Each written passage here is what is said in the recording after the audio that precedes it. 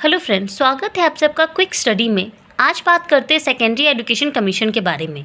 चलिए जानते हैं सेकेंडरी एजुकेशन कमीशन है क्या।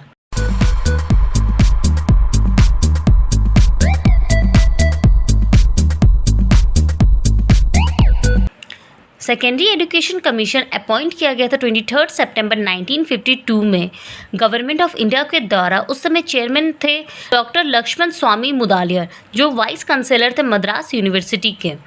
ये रिपोर्ट फर्स्ट टाइम पार्लियामेंट में सबमिट किया गया था 1953 में। ये कमीशन को हम लोग मुदालियर कमीशन के भी नाम से जाना जाता है। अब बात करते हैं इसके एम्स एंड ऑब्जेक्टिव के बारे में।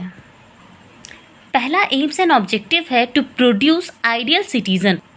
इसका मतलब है कोई भी नेशन प्रोग्रेस नहीं कर सकता जब उसके पास नेशनल फीलिंग ना हो, सोशल फीलिंग ना हो, तो कोई भी नेशन आगे प्रोग्रेस नहीं कर सकता। बात करते हैं सेकेंड एम्स एंड ऑब्जेक्टिव के बारे में। To develop capacity for earning money.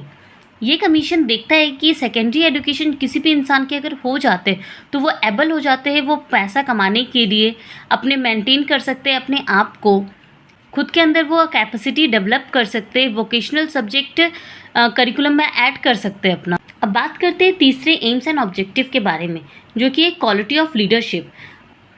Secondary education develop करता है क्वालिटी ऑफ लीडरशिप। हर एक स्टूडेंट के अंदर एक क्वालिटी ऑफ लीडरशिप को डेवलप कर देता है। ये क्वालिटी बहुत ही ज़रूरी होती है डेमोक्रेसी हटाने के लिए, डेवलपमेंट ऑफ कंट्री के लिए, यानी कि अपनी कंट्री को डेवलप करने के लिए, पूरे होल को डेवलप करने के लिए। अब बात करते हैं चौथे एम्स एंड ऑब्जेक्टिव के बारे में। To develop human virtues. Man एक सोशल एनिमल है, वो खुद के अंदर एक स्पिरिट लाता है, कोऑपरेशन का, डिसिप्लिन अपने आप को करता है, ह्यूमैनिटी करता है, लव लाता है, काइंडनेस लाता है एंड भाईचारे की फीलिंग्स लाता है।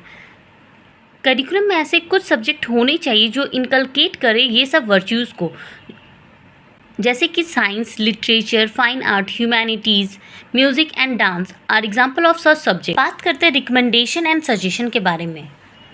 ये कमीशन रिकमेंड करता है कि बच्चों की सेकेंडरी एजुकेशन हमेशा 11 से 17 ईयर्स के बीच में होना चाहिए। ये 7 साल डिवाइड करते हैं दो पार्ट में। पहला है जूनियर हाई स्कूल, जो कि 3 साल का होता है, और हाई स्कूल होता है 4 साल का। ये कमीशन रिकमेंड करता है 3 इयर्स डिग्री कोर्स के लिए, यानी कि TDC। ये ऑल्सो सजेस्ट करता है कि सेकेंडरी स्कूल में करिकुलम कैसे कैसे चेंज होने चाहिए। पहला है स्टूडेंट के इंटरेस्ट को देखते हुए मल्टीपर्पज़ स्कूल को ओपन करना चाहिए। दूसरा है मल्टीपर्पज़ स्कूल हमेशा इंडस्ट्रियल इंस्टीट्यूट के नज़दीक हमेशा खुलना चाहिए। तीसरा है एग्रीकल्चर हमेशा कंपलसरी सब्जेक्ट होना चाहिए कोई भी विलेज के स्कूल में। बड़े बड़े शहरों में लोकल पब्लिक के डिमांड पे टेक्निकल एरिया भी इस्टेब्लिश होना चाहिए। होम साइंस हमेशा कंपलसरी होना चाहिए गर्ल्स के लिए, और अदर सब्जेक्ट हमेशा कॉमन होना चाहिए लड़कों और लड़की दोनों के लिए। इस कमीशन में किसी से भी कनेक्ट करने के लिए मदर टंग और स्टेट लैंग्वेज हमेशा मीडियम ऑफ इंस्ट्रक्शन होना चाहिए।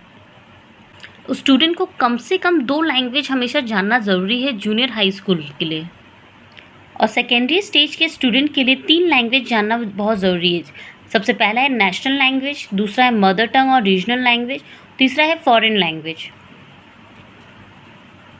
टीचिंग के स्टैंडर्ड को और भी अच्छा करने के लिए ये कमीशन सजेस्ट करता है सेंट्रल गवर्नमेंट को कि एक कमेटी अपॉइंट किया जाए जो रिसर्च कर सके और पता लगा सके और इम्प्रूव कर सके टीचिंग मेथड को। बहुत सारे सजेशन हैं जो इम्प्रूव करते हैं टीचर के स्टेटस को। सबसे पहला है हायर क्लासेस को पढ़ाने के लिए ट्रेन टीचर को ही अपॉइंट किया जाए। दूसरा है एक पॉलिसी होनी चाहिए जो सेम काम का सेम पेमेंट दे सके और एबिलिटी को अडॉप्ट कर सके। टीचर को हमेशा अच्छा सैलरी मिलना चाहिए ताकि सोसाइटी उसे रिस्पेक्ट दे सके।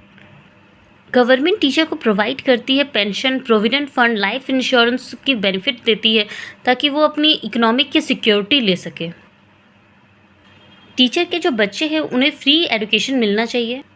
टीचर और उनसे जो डिपेंड है उन पे उनको फ्री मेडिकल सर्विस मिलना चाहिए।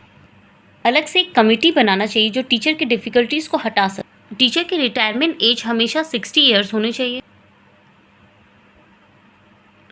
टीचर को प्राइवेट ट्यूशन नहीं देना चाहिए स्टूडेंट को। आज के लिए बस इतना ही। नेक्स्ट वीडियो मैं बहुत जल्द अपलोड करूँगी। पिछले वीडियो में आप सबके बहुत ही अच्छे रिस्पॉन्स मिले थे, मुझे बहुत सारे अच्छे कमेंट मिले थे।